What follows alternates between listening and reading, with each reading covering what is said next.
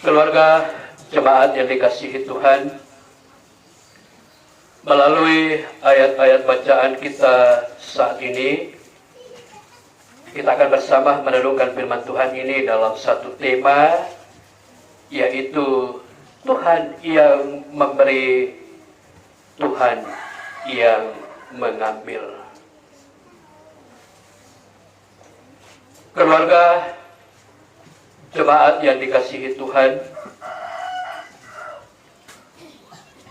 hari ini adalah saat terakhir kita duduk, kita ada di sekitar jenazah istri tercinta, seorang ibu, seorang saudara yang kita sangat-sangat kasihi ini. Dan tidak lama lagi jenazah almarhum akan diantar ke tempat pekuburan.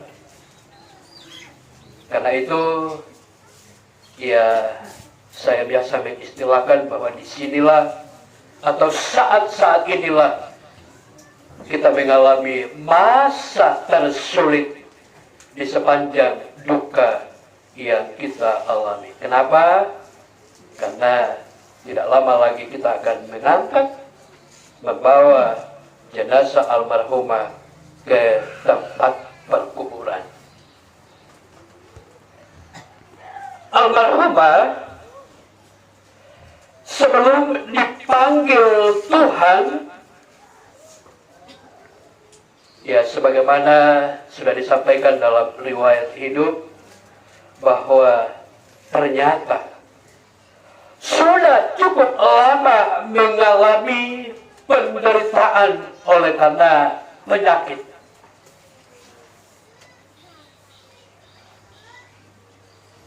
Itu kurang lebih 9 tahun, dan puncaknya, ya, pergumulan ini dialami kurang lebih 4 tahun.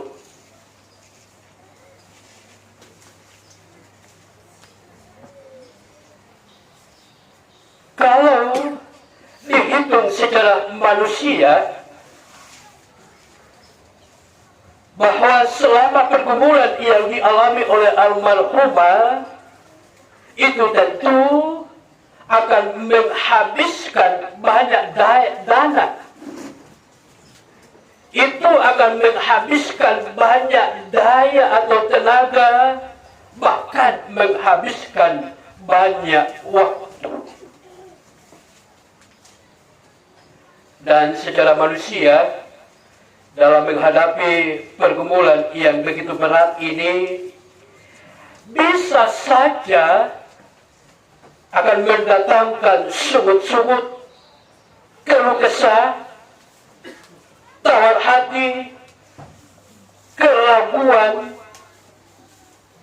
Tetapi justru sebaliknya, melalui pergumulan yang dialami oleh almarhumah ini, ya, sudah kita jelas bahwa ternyata selama almarhumah mengalami pergumulan yang amat berat, Tuhan telah membentuk, Tuhan telah menempah iman, sehingga almarhumah dalam mengalami pergumulan, ia terus tambah kuat dalam mengalami penderitaan ini. Tidak ada keluh kesah, ia terus sabar dan tetap setia dalam menjalani hidup walaupun dipenuhi tantangan dan pergumulan yang begitu berat. Dan yang paling menarik bagi saya, saat almarhumah mengalami pergumulan, bahwa ia selama mengalami pergumulan ini, almarhumah tidak mau menyusahkan orang lain. Bahkan ada kata-kata almarhumah sendiri, bahwa ketika kami hamba-hamba Tuhan hadir, biasanya dia malah mengeluh bahwa kita ini sudah merepotkan para hamba-hamba Tuhan. Setiap kali, setiap saat mereka datang hanya karena pergumulan yang dialami.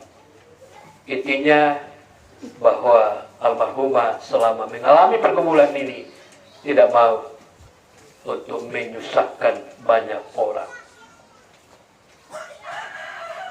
Pengalaman iman yang ditunjukkan oleh almarhumah itu juga yang dialami oleh seorang hamba Tuhan dalam pembacaan kita saat ini, yaitu Ayub.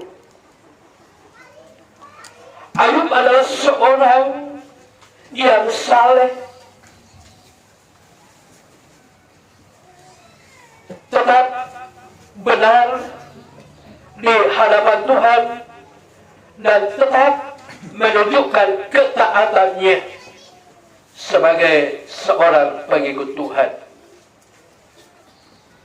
Walaupun pergumulan silih berganti dialaminya, segala kekayaan dirampas dan disambar api, disusul kematian 7 anak laki-laki dan 3 anak perempuan, lalu penyakit kusta yang hebat menimpa dirinya.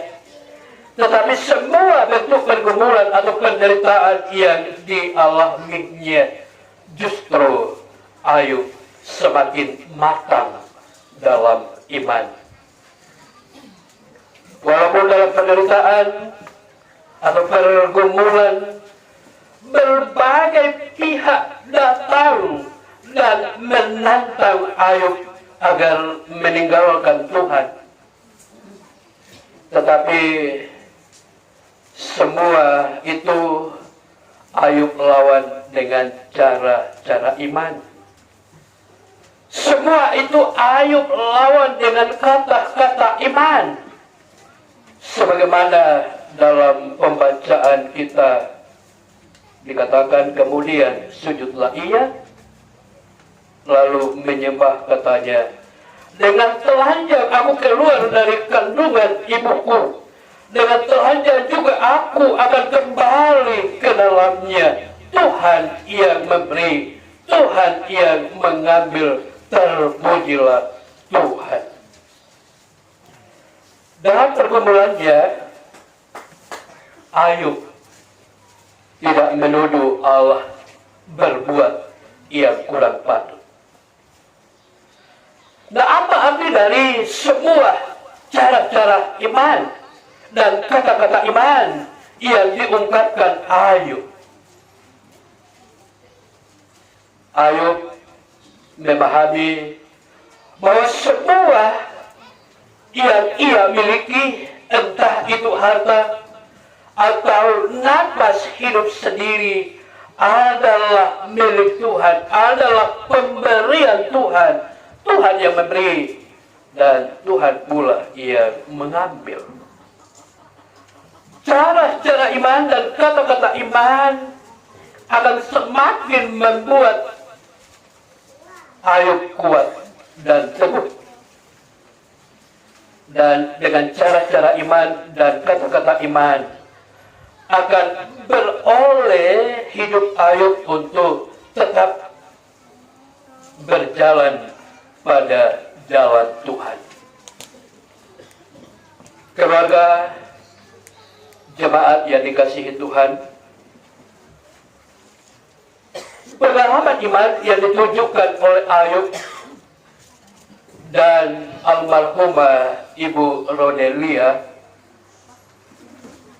biarlah akan menjadi contoh dan teladan bagi hidup kita,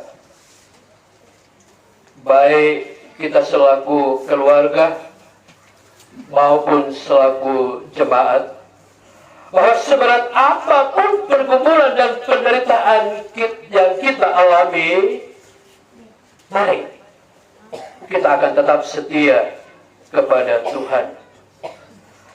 Apa yang kita miliki termasuk napas hidup ini, itu adalah pemberian Tuhan. Itu berarti bahwa Tuhan akan mengambil pada saatnya nanti.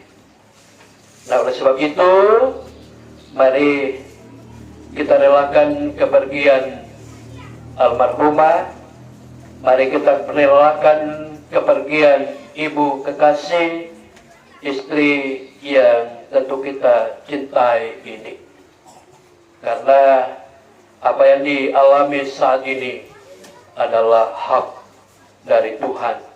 Sebagaimana dalam bacaan kita, Tuhan yang memberi, Tuhan pula yang mengambil. Kepergian almarhumah Rode Lulia, saya mau katakan ke tengah-tengah keluarga, tidak ada yang perlu kita sesali. Tidak perlu menjadi beban dalam kehidupan kita. Karena apa? Ya, selama almarhumah menanggung penderitaan, pergumulan yang begitu berat, ya nawangin nak pakai tua, begitu indah perhatian, begitu indah kasih sayang yang sudah ditunjukkan keluarga besar, mulai dari kepala rumah tangga Bapak Pison, sungguh setia mengasihi istri tercinta ini. Saya sendiri menyaksikan, ya beberapa kali saya lihat Bapak Pison lewat di rumah, baik itu pagi maupun sore, bahkan menjelang malam, untuk mencari obat bagi istri tercinta. Ini adalah satu perhatian yang sungguh luar biasa. Begitupun juga anak-anak, sungguh mengasihi ibu yang di dalam hidupnya adalah seorang ibu yang luar biasa.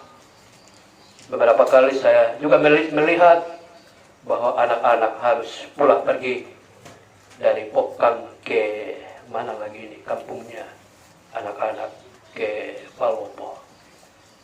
Itu adalah satu tanda perhatian kasih sayang bagi orang tua yang tidak mengenal lelah demi untuk perhatian bagi orang tua. Karena itu sekali lagi saya mau katakan bahwa ya kepergian terpanggilnya orang tua, ya tanjanglah pahala disesali, bahkan tidak akan ada lagi beban napelegi di tomat tuanta, karena semua yang terbaik kita sudah tunjukkan, kita sudah lakukan selama almarhumah masih hidup. Kepergiannya bukan untuk pergi, untuk selamanya. Perpisahan yang terjadi saat ini bukan perpisahan untuk selama-lamanya, tapi kita yakin dan percaya Tuhan akan mempertemukan kita, menyatukan kita ketika Tuhan datang. Terpuji Tuhan. Amin.